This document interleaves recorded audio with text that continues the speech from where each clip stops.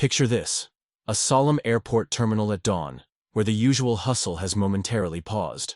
Marine Staff Sergeant James Keller stands tall in his immaculate dress blues, his weathered face a mask of dignity, as he guards a flag-draped coffin on an otherwise empty baggage carousel. The fallen soldier inside was Lance Corporal David Martinez, James's battle buddy from Afghanistan, now making his final journey home. "Sir, you can't be here. This area is for authorized personnel only," a voice cuts through the respectful silence. Airline Operations Manager Valerie Winters appears, designer suit impeccable, manicured finger pointing to a staff-only sign. James turns, the medals on his chest catching the fluorescent light. "Ma'am, I'm escorting a fallen soldier. Military protocol requires that I maintain visual contact with the remains at all times." Valerie's expression doesn't change. "I don't care what protocol says. Our policy states no unauthorized individuals beyond this point. You'll need to wait in the main terminal." The few early morning travelers who notice the exchange fall silent. A baggage handler pauses, coffee cup halfway to his lips. An elderly veteran in the distance slowly rises from his seat, watching. "With all due respect, I cannot and will not leave him," James replies, his voice quiet, but firm as granite. Valerie narrows her eyes, tapping her security badge. "Then I'll have you removed." James doesn't move, his gaze steady on the flag-draped coffin. The air between them crackles with tension, the battle lines clearly drawn in the sterile airport light. Little did Valerie know, she wasn't just challenging a Marine. She was about to learn why you never stand between a warrior and his sacred duty. Let me take you back to where it all began.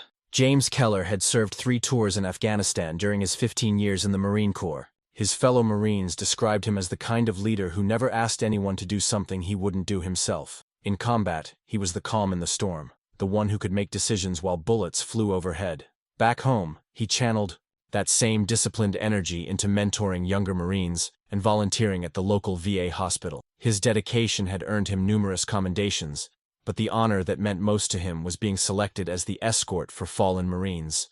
It was a duty he performed with reverence, ensuring each fallen brother or sister made it home with dignity. James understood the importance of this final act of respect, because he had made a promise to each member of his unit. If the worst happened, he would personally ensure they returned home with honor. Lance Corporal David Martinez had been under James's command during his 2nd tour. They had survived an IED attack together, with James pulling David to safety despite his own shrapnel wound. They remained close after returning stateside, with David often joining James's family for holiday dinners. When David returned for another deployment with a different unit and was killed by a sniper, James immediately volunteered to escort his body home. The morning of the escort mission, James rose before dawn. His apartment was quiet as he meticulously prepared his dress blues, inspecting each button and medal for perfection. The weight of responsibility settled on his shoulders. As he adjusted his white cap in the mirror, his eyes, gray as a winter sea, reflected both sorrow and determination. The airport was coming alive as he arrived, the early morning light casting long shadows across the terminal. The air smelled of coffee and disinfectant. Announcements echoed through the cavernous space as travelers rushed to their destinations, most barely noticing the solemn Marine in their midst. James had coordinated with the airline the previous day, receiving assurances that all military protocols would be followed. The cargo supervisor, Mike Jameson, had personally guaranteed him access to oversee the transfer. "My dad was Army," Mike had told him. "I understand what this means." As James waited near the staff entrance to the tarmac, he noticed Valerie Winters watching him from her glass-walled office. Even from a distance, her disapproval was palpable. She spoke into her phone while glancing his way, her posture rigid with authority. James nodded politely when their eyes met, but she looked away, tapping her pen against a stack of papers. Little did he know that this brief moment would be the calm before the storm. James stands at attention as the ground crew reverently moves Lance Corporal Martinez's flag-draped coffin from the aircraft. The cold morning air carries the scent of jet fuel as he salutes his fallen comrade. Mike, the cargo supervisor, ensures the transfer is handled with appropriate dignity, directing his team with hushed commands.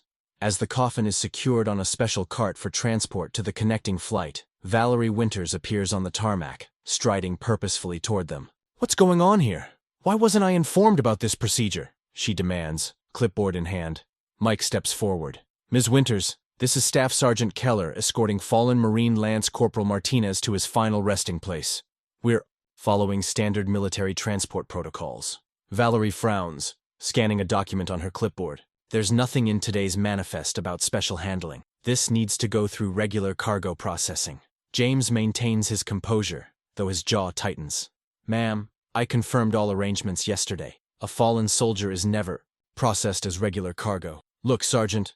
Staff Sergeant, James corrects quietly. Her eyes narrow. Our airline has procedures. Everyone follows them, no exceptions. This isn't about airline procedures, ma'am. This is federal military protocol. Well, you're at my airport now, she says, voice clipped. And you don't have clearance to be on this tarmac. Security. A young security officer approaches hesitantly, clearly uncomfortable with the situation. Please escort the sergeant back to the terminal. He doesn't have proper clearance for this area, Valerie instructs. James stands his ground. I respectfully decline. Military escorts maintain visual contact with fallen soldiers at all times during transport. Mike intervenes. Valerie, I authorized his presence. This is standard procedure for military remains. Then you've exceeded your authority, Mike. I'm documenting this incident, she replies before turning to James. I'll allow you to stay this time, but I expect compliance with our procedures going forward. As she walks away, James catches her muttering, military people always think rules don't apply to them. The young security guard gives James an apologetic look before following Valerie. Mike shakes his head. Sorry about that, Staff Sergeant. She's new to this position and, well, likes things by the book. Some books are worth reading, James replies quietly, his eyes never leaving the coffin. The 3-hour layover before the connecting flight becomes an escalating series of confrontations. James positions himself near the coffin in the secure baggage area, standing at parade rest, when Valerie returns with a senior security officer. Sir, I need to see your credentials again, the officer requests, clearly following Valerie's instructions. James complies, presenting his military ID and escort orders. These don't grant you access to secure areas without an airport badge, Valerie points out, arms crossed. James remains respectful but firm. Ma'am, military escort duty supersedes standard airport regulations. I'd be happy to have you speak with my commanding officer to confirm. That won't be necessary, she replies. You can monitor from behind the security line. I cannot do that, ma'am. The security officer shifts uncomfortably. Ms. Winters, we typically make accommodations for military escorts. My brother served in Iraq and your personal connections aren't relevant to airport security. She interrupts. Rules exist for a reason. James notices other airline staff watching the exchange, many with disapproving expressions directed at Valerie. An hour later, James is approached by an airline customer service representative who hands him a form. Ms. Winters asked me to have you fill this out. It's a security liability waiver. The form is clearly intended for contractors, not military personnel on official duty. James politely declines. When the representative returns to Valerie with the unsigned form, her voice carries across the baggage area. Then he can wait outside like everyone else. Shortly after, the airport's PA system announces, "Attention all personnel. A security audit is in progress. Please be prepared to present proper credentials in all restricted areas." Within minutes, 2 more security officers approach James, requesting his documentation again. James complies but remains steadfast beside the coffin. One officer, an older man with a Marine Corps tattoo visible under his uniform sleeve, reviews James's papers and nods. Everything seems in order to me, he says, returning the documents. Thank you for your service, Staff Sergeant. As they walk away, James overhears the older officer say, "We're not getting involved in this. He has every right to be there." Valerie watches from a distance, visibly frustrated. When it's time to transfer the coffin to the connecting flight, James insists on supervising the movement personally. Valerie appears again, this time with the station manager, a man named Thomas Wilson. "Staff Sergeant Keller," Thomas begins, his tone conciliatory. "I understand you're performing an important duty, but Ms. Winters has raised concerns about protocol violations." "Sir, I'm following military protocol to the letter," James responds. Thomas nods.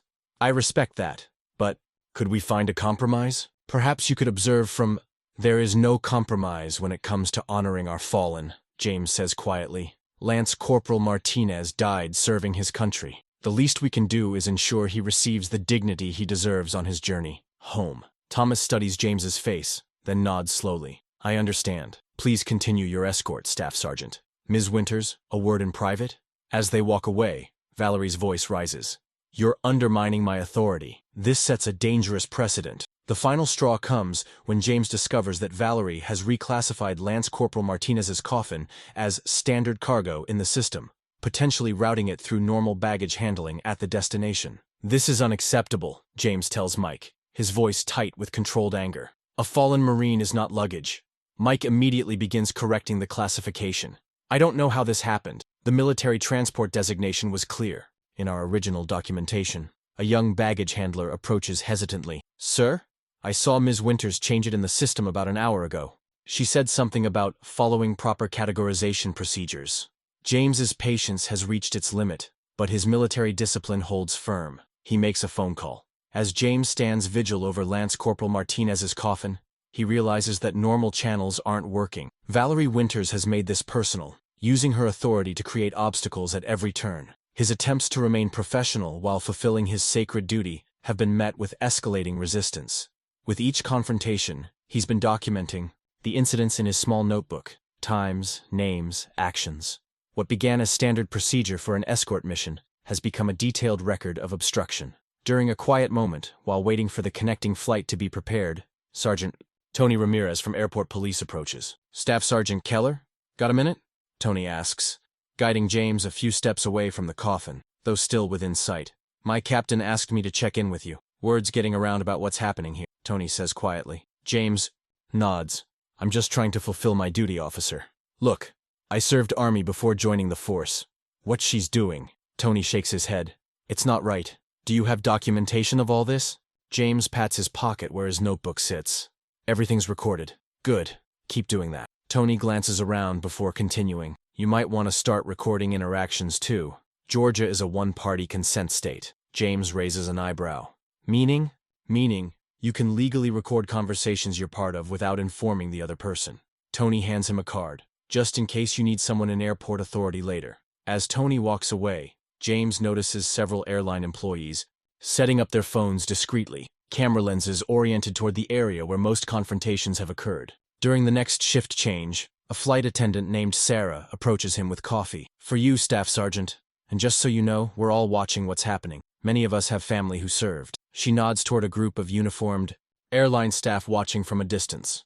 "We've started an email chain." Throughout the day, James uses his phone to document each interaction, positioning it in his breast pocket with the camera peeking out. He captures Valerie instructing staff to minimize special accommodations and telling a sympathetic baggage handler that the military doesn't own this airport. When the time comes to board the connecting flight, James insists on observing the loading of the coffin into the cargo hold, standard protocol for military escorts. Valerie attempts to block his access to the tarmac. "This is a final warning. Staff Sergeant. Airside access requires proper credentials," she states, positioning herself in the doorway. James activates the video recording on his phone. "Ma'am, I've provided all required documentation for military escort duty. Please don't interfere with these proceedings." "I'm not interfering. I'm enforcing airport security regulations," she replies sharply. "Which regulations specifically override military escort protocols?" "I'd like to document those for my report," James asks calmly. Valerie hesitates, unprepared for the question. "That's not your concern." "Actually, it is. I'll need to explain to Lance Corporal Martinez's family why proper military escort procedures weren't followed." The mention of the family causes several onlookers to murmur disapprovingly. As James reviews his documentation that evening in his hotel room, he recognizes a pattern of deliberate obstruction. His military training in intelligence gathering and documentation has served him well. What he now possesses isn't just a record of frustrating interactions. It's evidence of a systematic attempt to deny proper honors to a fallen service member. Tomorrow will be the final leg of the journey, and James intends to ensure nothing stands between Lance Corporal Martinez and his dignified return home. Valerie Winters has made a critical miscalculation in choosing this battle. She doesn't realize she's not just fighting one Marine, she's challenging an entire tradition of honor and respect that stretches back generations. As James prepares for the next day, he makes several phone calls to his commanding officer, to the airline's military liaison office, and finally to a contact at the Veterans Affairs office. The pieces are falling into place. "She did what?" Captain Lewis's voice rises through the phone speaker. "Repeatedly attempted to prevent proper escort procedures, sir," James reports. "I have documentation of each incident. Send everything to me now. And Keller, don't worry about tomorrow. We're taking care of it." The morning brings the most flagrant violation yet. James arrives early at the airport, his dress blues immaculate, to find Valerie Winters has implemented a security procedure review that has moved Lance Corporal Martinez's coffin to a different holding area, without notifying the military escort. James's heart pounds as he discovers the coffin has been relocated, a clear violation of the most sacred aspect of his duty. For the first time in this ordeal, his carefully maintained composure cracks. "Where is he?" James demands, confronting Mike at the original holding area. Mike's face is a picture of shock. "I just got here. Let me check the system." After several tense minutes, they locate the coffin in a secondary cargo area, unattended. The sight of the flag-draped coffin sitting alone among ordinary shipping containers sends a wave of cold fury through James. The disrespect is staggering. "Who authorized this move?" James asks, his voice dangerously quiet. Mike checks the transfer order on his tablet. It's Valerie's authorization code, logged at 5:30 this morning. James stands at attention beside the coffin, pulling out his phone. He makes a call, speaking in clipped, precise language. Then he waits. Within 20 minutes, Valerie arrives, clearly surprised to find James with the coffin. "Staff Sergeant, I see you've located your cargo," she says, emphasizing the last word. James looks at her directly, no longer making any effort to hide, his phone as it records. "Ms. Winters, are you aware that interfering with a military honor guard is a federal offense under U.S. Code Title 10? She blinks, momentarily taken aback. "I'm not interfering with anything. I'm managing airport operations. You deliberately relocated the remains of a fallen Marine without notifying his military escort. That violates both military protocol and federal regulations regarding the transport of service members killed in action." "I don't answer to military regulations," she retorts. "This is civilian airport property." "Actually, ma'am," a new voice interjects, "in these specific circumstances, you do." They turn to see Thomas Wilson, the station manager, accompanied by an older man in a sharp suit wearing a Congressional Veteran Affairs Committee pin and two uniformed Marine officers. James snaps to attention, saluting the officers. "Staff Sergeant Keller," one of the Marine officers acknowledges, returning the salute. "Colonel Anderson, Marine Corps Casualty Affairs. This is Congressman Mitchell from the Veterans Affairs Committee, who happened to be traveling through this airport today." Valerie's expression falters. "I wasn't informed of any—" "Ms. Winters," Thomas interrupts. "These gentlemen would like to discuss your handling of Lance Corporal Martinez's transport. Immediately." The congressman steps forward, his voice measured but firm. "Young lady, I received a very disturbing phone call at 5 a.m. today about the treatment of one of our fallen heroes. I've spent the last hour reviewing security footage and documentation provided by Staff Sergeant Keller. I was simply following company procedures for—" Valerie begins. "For what?" Colonel Anderson cuts in. "For disrespecting a Marine who gave his life for this country? For interfering with the sacred duty of an honor guard? That wasn't my intention," she protests, her confidence visibly eroding. "Intentions aside, your actions have violated at least 3 federal protocols," the congressman states. "And they've been witnessed by dozens of airport staff, many of whom have provided statements this morning." Thomas Wilson looks grim. "Ms. Winters, please surrender your credentials and report to HR. Your employment status will be determined after a full review." "You're suspending me? Over this?" Valerie gestures dismissively toward the coffin, a final mistake that draws audible gasps from everyone present. "That," Colonel Anderson says icily, "is a United States Marine who died defending your freedom to be this disrespectful." Staff Sergeant Keller has shown remarkable restraint. The congressman turns to James. "Staff Sergeant, I'll be personally ensuring Lance Corporal Martinez completes his journey home with all the honor and respect he deserves, and this incident will not be forgotten." Valerie stands frozen as her badge is collected. The congressman moves closer to her and speaks in a low tone that only those nearby can hear. "My son came home like this 5 years ago. The airline staff cried with me as they handled his transfer. That's the standard of respect our fallen deserve." As Valerie is escorted away, travelers throughout the terminal who have witnessed the confrontation begin to applaud spontaneously. Some stand at attention. An elderly man in a Vietnam veteran cap offers a solemn salute. James remains focused on his duty, standing guard over his fallen brother. But for the first time since this ordeal began, he allows himself a deep breath. The flight carrying Lance Corporal Martinez departs with full honors. The pilot announces the presence of the fallen hero to all passengers, who observe a moment of silence. Airport ground staff stand at attention as the plane taxis.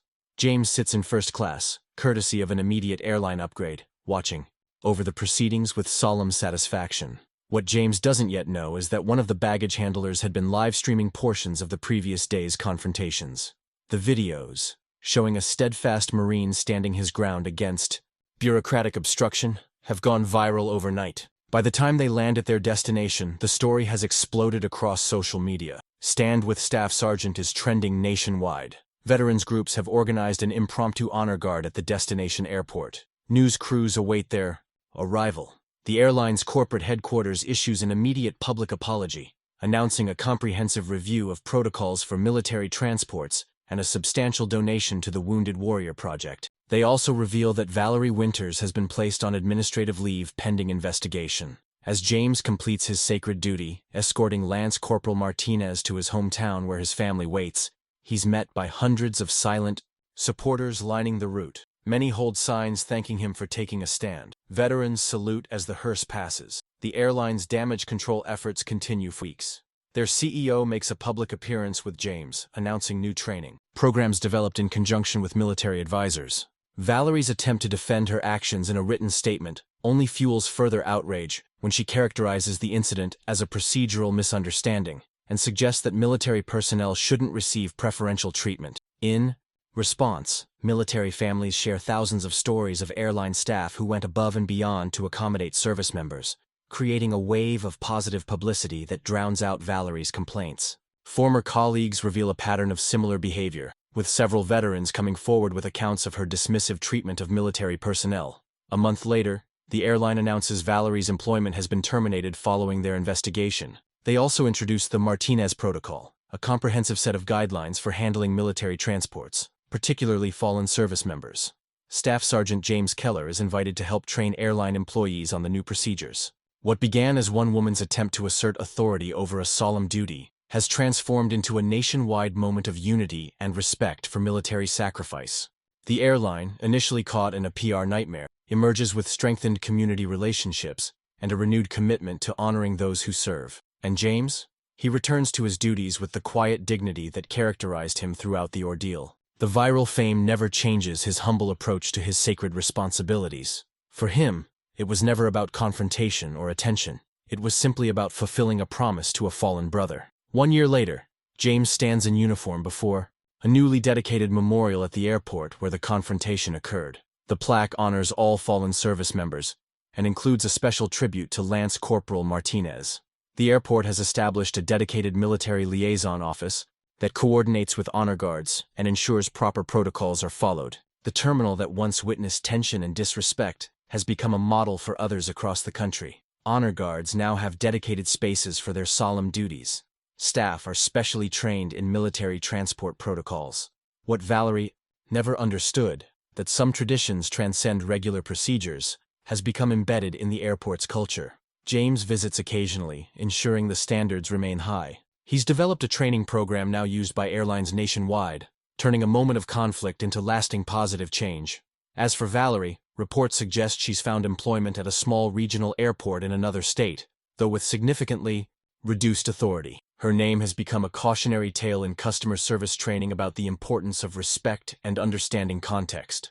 On this anniversary of Lance Corporal Martinez's final journey, James stands before the memorial in silent reflection. An airline employee approaches hesitantly. "Staff Sergeant Keller, I just wanted to say thank you. I started working here 6 months ago, and they show us your story during training. It changed how I see my job."